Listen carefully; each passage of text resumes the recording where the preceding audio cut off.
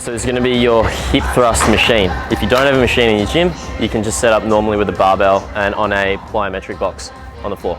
Sweet, so with your setup, we want to ride your shoulder blades right on the corner of the bench.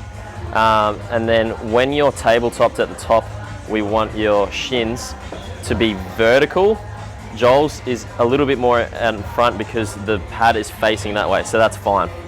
He's going to dip his pelvis down, and then when he fully extends his hip, he's going to tuck his pelvis under to fully shorten his glutes.